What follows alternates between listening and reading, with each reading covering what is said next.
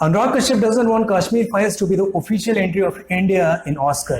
Rather, he wants RRR to be the official entry of India in Oscar. RRR एक बहुत बड़ी movie थी और लोगों ने उसे बहुत पसंद किया था और इसीलिए RRR ने 1000 करोड़ रुपए कमाए बॉक्स ऑफिस पे. At the other side, Kashmir File was a very different kind of movie. Actually, it was more than just a movie, as it was dealing with a very sensitive issue of Kashmiri Pandit genocide and exodus, जो कि काफी दशकों से ignore किया जा रहा था, बल्कि नैरेटिव भी कश्मीरी पंडित के अगेंस्ट में ही बनाया गया था. और इसीलिए जब ये पिक्चर रिलीज हुई तो लोगों ने इसे बढ़ चढ़कर सपोर्ट किया और एक बहुत बड़ी हिट साबित हुई.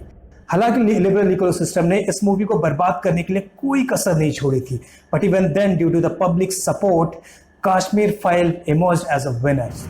कश्मीर फाइल ना सिर्फ बॉक्स ऑफिस पर विनर रही, बल्कि उसने सदियों से आ रही एक फेक नैरेटिव को भी ब्रेक किया. हालांकि हमने इस नैरेटिव को नेशनल लेवल पे तो ब्रेक किया, but we know this war of narrative is not only happening at national level but also at international level, and we need to break it there also.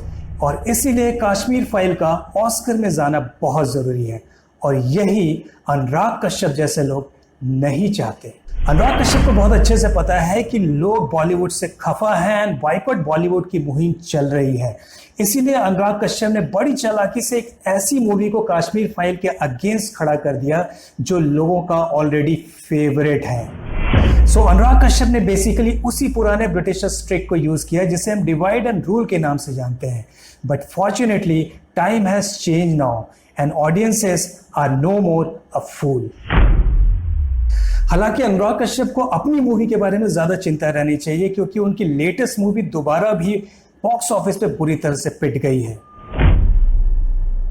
हालांकि ये बात भी है कि अनुराग कश्यप ने दोबारा के रिलीज होने से पहले ही बता दिया था कि उनकी पिक्चर कोई भी नहीं देखने वाला क्योंकि इकोनॉमिक कंडीशंस अच्छे नहीं है. वैसे अनुराग कश्यप को यह बता दिया जाए कि कश्मीर फाइल्स ने इसी इकोनॉमिक कंडीशन में 350 करोड़ रुपए कमाए थे. KGF 2 ने 1000 करोड़ रुपए कमाए, RRR ने भी 1000 करोड़ रुपए कमाए. So rather than giving excuses, he should concentrate on his movie making and first he should accept that he is not a good director or producer. अगर आप अनुराग कश्यप की फिल्मोग्राफी देखें तो एज अ प्रोड्यूसर और director in both form he is nothing but a utter disaster. Anurag Kashyap ने as a producer 24 पिक्चरें produce की है जिसमें से 17 पिक्चर इधर फ्लॉप हैं या फिर डिजास्टर हैं.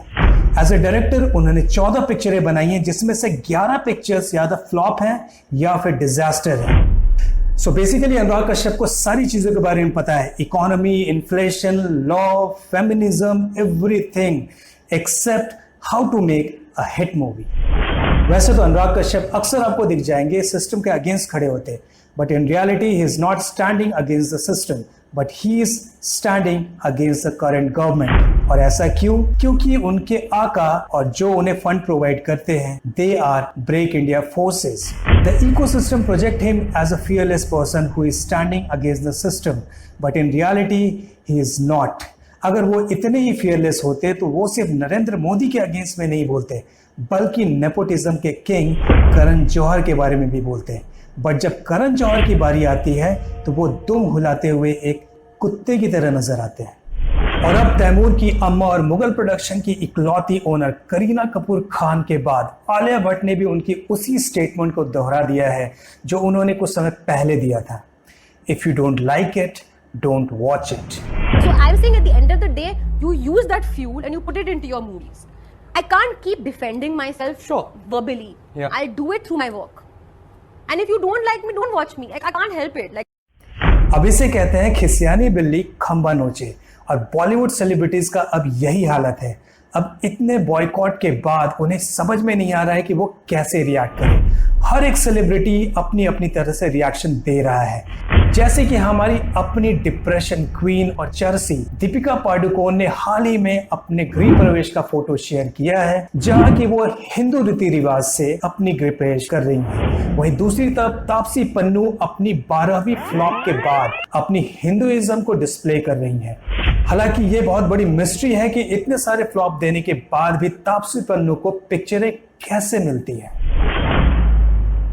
अब बॉलीवुड के साथ इतने सारे हादसे होने के बाद भी एस राजामौली के पूज्य पिताश्री जो कुछ दिन पहले तक नेहरू और गांधी के बैंड बजाते हुए दिख रहे थे, హెడ్ పీసీసీల్ని కాల్ఫర్ చేశారు.